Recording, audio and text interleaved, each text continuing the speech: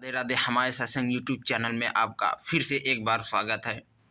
दोस्तों, हम आपको एक कहानी सुनाने जा रहे हैं और उस कहानी से आपको बहुत बड़ी सीख मिलेगी।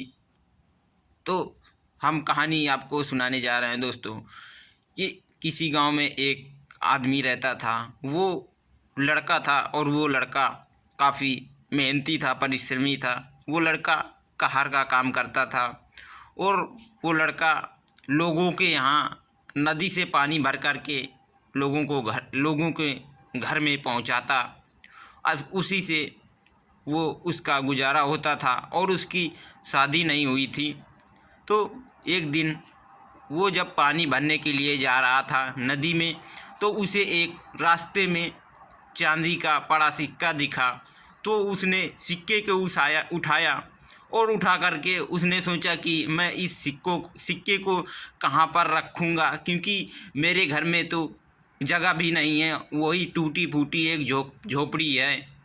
तो वहाँ पर कोई चुरा लेगा, चोरी हो जाएगी, तो मेरा ये सिक्का चला जाएगा चोरी में, और मैं इसे कोई ऐसी जगह रखता हूँ जहाँ पर ये सुरक्षित रखा रहे।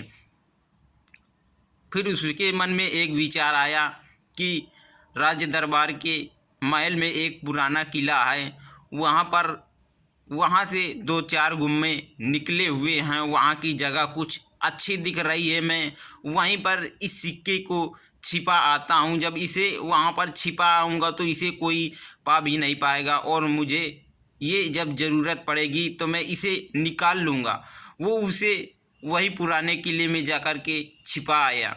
जब वहाँ छिपा आया तो वो अपने चाचा के पास गया। तो चाचा से बोलता है, चाचा जी नमस्कार। तो चाचा जी उसके नमस्कार करते हैं। वो कहता है कि चाचा जी अब मैं क्या बताऊं, मुझे तो आपको बताने में भी शर्म आती है। तो चाचा उसके बोलने लगे कि बेटा तुम मत बताओ, मैं तुम्हारी बात को समझ गया हूँ, क्योंकि तुम अब विवाह के योग्य हो गए हो। अब तुम्हारी शादी जल्दी ही करवा देंगे, क्योंकि तुम्हारी शादी होने लायक हो गई है, और अब तुम्हारी शादी हो भी जानी चाहिए। मैं कल ही देखो लड़की के पिताजी से बात करता हूँ और तुम्हारी शादी पक्की करवाता हूँ। और उस श्रवण कुमार को बोला कि बेटा तुम अपनी शादी की तैयारी करो, हम जाकर के बात करते हैं और तुम्हारी शादी करवाते हैं। उस लड़के ने बोला कि ठीक है चाचा जी, आप जैसा कहोगे ठीक है, अच्छा ही रहेगा। फिर कुछ समय बाद उसकी श्रवण कुमार की शादी हो जाती है। उसकी पत्नी आ जाती है। वो आराम से मिलजुल करके प्यार से अपने घर में रहने लगता है। इसके बाद कुछ दिन बाद उसने सोचा कि मैंने वहाँ पर अपनी पत्नी से, उसने श्रवण कुमार कहता है कि मैंने पुराने किले में एक चांदी का सिक्का पाया था, तो वहीं पर रख दिया था, उसे मैं लेकर के आता हूँ। तो उसकी पत्नी बोलती है कि हाँ ले आओ जी, और मेरे पास भी एक सिक्का है चांदी का, तो 2 सिक्के हो जाएंगे, तो हम लोग मेले घूमने जाएंगे। तो वो दौड़ लगा कर के जा रहा था पुराने किले सिक्का लेने। तभी राजा साहब ने उस श्रवण कुमार को देखा कि ये व्यक्ति ये इस तरह की धूप में नंगे पैर दौड़ लगाए हुए ये कहाँ जा रहा है। उसने राजा साहब ने उस श्रवण कुमार को आवाज़ भी दिया, लेकिन श्रवण कुमार अपनी धुन में था, वो राजा साहब की कोई बात नहीं सुना। तभी राजा साहब ने मंत्रियों से बोला कि देखो ये आदमी कहाँ जा रहा है और इस तरह की धूप में दौड़ लगाए हुए है, ये लगता है कोई कार्य से जा रहा है, इसका पीछा करो। मंत्रियों ने उसका पीछा किया और उससे बोला कि रुक जाओ बालक, कहाँ जा रहे हो, तुम्हें राजा साहब ने बुलाया है। और वो अपनी धुन में था, वो दौड़ लगाए हुए था, वो नहीं रुका। तभी मंत्री उसके पास में आ गए तेज रफ्तार से और उसे पकड़ लिया। उसे बोला कि हम तुम्हें उतनी देर से बुला रहे हैं और तुम हमारी बात को सुन ही नहीं रहे हो, तुम्हें क्या डर नहीं लगता है? यहाँ के राजा साहब ने तुम्हें याद किया है और उन्होंने तुम्हें बुलाया है। तो वो श्रवण कुमार बोलता है कि राजा साहब मुझे क्यों बुलाया है, मैंने क्या गलत काम किया है? तो वो मंत्री बोलते हैं कि अब मुझे नहीं मालूम, चलो राज दरबार में वहीं पर तुम्हें राजा साहब ने बुलाया। जब वो श्रवण कुमार आया राजा के दरबार में, तो राजा ने उससे पूछा कि तुम दौड़ लगा करके कहाँ जा रहे थे? क्या कोई झगड़ा किसी से हो गया है? तो उसने श्रवण कुमार ने कहा था कि नहीं महाराज जी। तो उसने राजा साहब ने बोला कि तो फिर क्या बात हो गई है, क्या तुम्हें दिक्कत है? वो श्रवण कुमार बोलता था कि नहीं महाराज जी, कोई बात नहीं हुई है।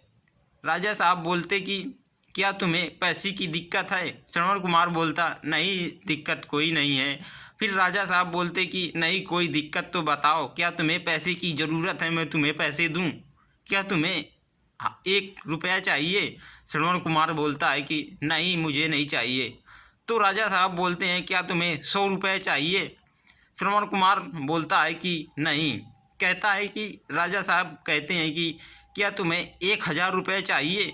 श्रवण कुमार बोलता है कि नहीं। राजा साहब बोलते हैं कि तुम्हें 5000 रुपये चाहिए? तो श्रवण कुमार नहीं कर देता है। फिर राजा साहब बोलते हैं क्या तुम्हें 10,000 रुपये चाहिए? श्रवण कुमार फिर भी नहीं कर देता है। तो राजा साहब बोलते हैं कि मैं तुम्हारी नाही से परेशान हो गया हूँ, क्या तुम्हें मेरा आधा राज्य चाहिए? तो श्रवण कुमार बोलता है कि हाँ महाराज जी, हो गया।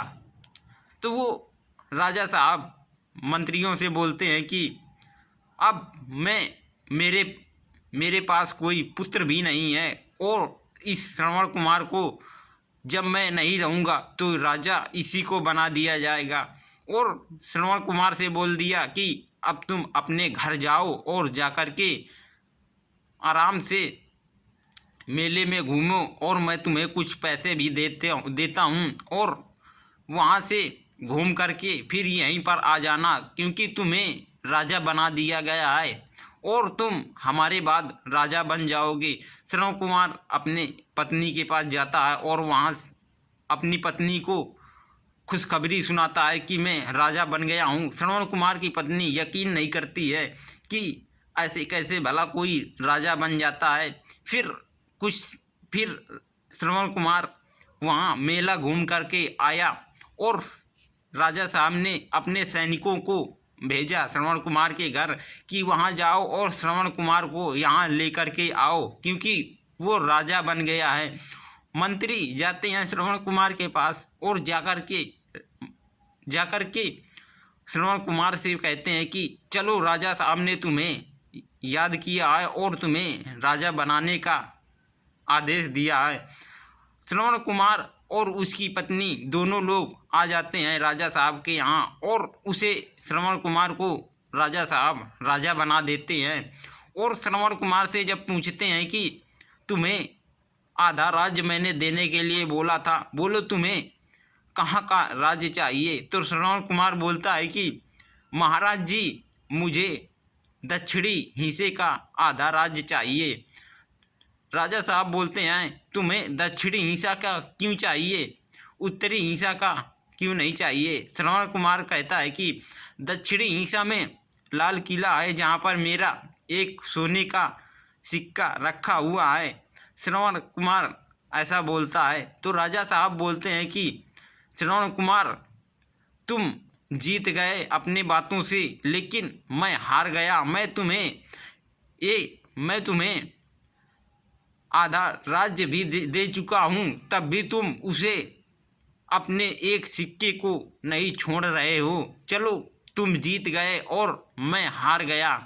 और श्रवण कुमार अब राजा बन गया और अपनी पत्नी के साथ में प्रेम से रहने लगा। दोनों हंस खेल के रहते थे और बढ़िया उनका गुजारा होने लगा।